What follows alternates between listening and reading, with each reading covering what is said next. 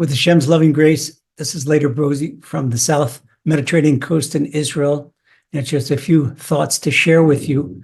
And have you ever noticed that sometimes somebody may do something all their lives and not understand why they do it or the reason they do it? For example, what's the difference between a person being a religious person and a person being a believing person? Well, if you ask any religious person and say, how do you say the Shema prayer? And they'll say right away, pick up the glasses, Shema Yisrael, Hashem Elokeinu, Hashem Echad. They'll close their eyes and say, oh, that's interesting. Well, why do you close your eyes? Why do you cover your eyes? Not just close your eyes, you close your eyes tight. No, you cover your eyes. And so somebody new to the program could say, why do you cover your eyes? And 98% of the people don't know why they cover their eyes when they say Shema. But the reason is, when we say Shema Yisrael is the declaration of our unswerving faith in the Almighty. Hear, O Israel, the Lord our God, the Lord is one. There's 3 words in the Torah, the 3 words of Emuna, we call them, Ein od milvado. There's nothing but Hashem. Nothing but Hashem. Everything, Hashem is behind everything. Our first principle of Emuna, he did, does, and will do everything.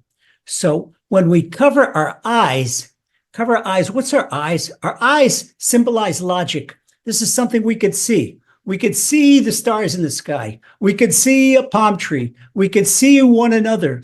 But we can't see with our eyes, with flesh and blood eyes. We can't see that Hashem is right there with us every moment of the day. That takes Emuna.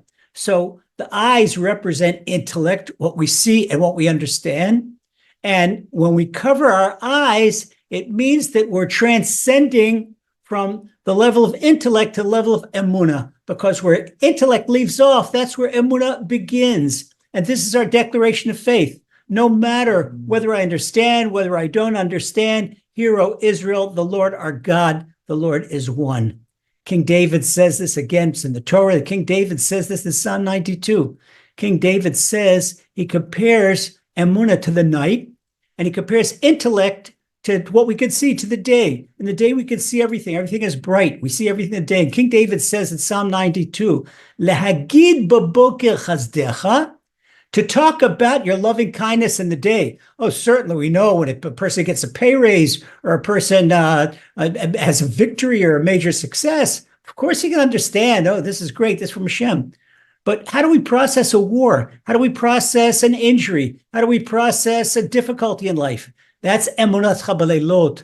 When Leilot is at night and Emuna comes at nighttime, when we can't see so well, we don't understand what's happening to us. So King David compares intellect to the day, but we don't have 24 hours light all day long. It comes night.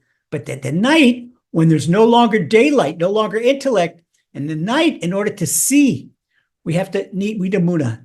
And actually, a night sight is much higher than day sight. So the Emuna is on a much higher spiritual level. Not only spiritual level, the Holy Arizal says that Emuna is on a higher intellectual level than intellect. Because even if a person has the greatest formidable income, IQ, 140, 145, it doesn't has to mean that that person understands anything about Hashem. No divine wisdom, because divine wisdom is way beyond that. So what happens, says the Arizal, when a person shuts off intellect, says, I don't understand a thing, he closes his eyes, and then Hashem takes them to a higher level of divine wisdom, that's an insight that Emuna gives a person that takes him way back, way beyond intellect.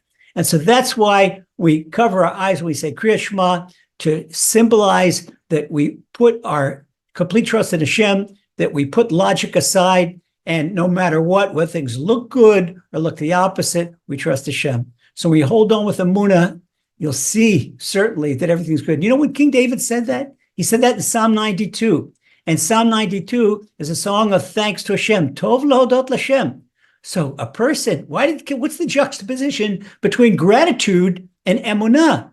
Because when a person has gratitude to Hashem, no matter what's going on, a person says, thank you for something good, for something seemingly the opposite. Hashem says, so you thank me for something that's not so great? I'm going to give you many, many good reasons to thank me. And the exact opposite dynamic goes when a person complains, a person is bitter. When a person complains about something that there's really nothing to complain about, Hashem gives them reasons to complain. So to go to an upward spiral in our lives, to see more joy in our lives, to see more of Hashem's compassion, we do that by Emuna and gratitude, because gratitude fuels the Emuna. Gratitude is a product of Emuna. So with that, we should all hear good news from each other, and let's see each other soon. God bless.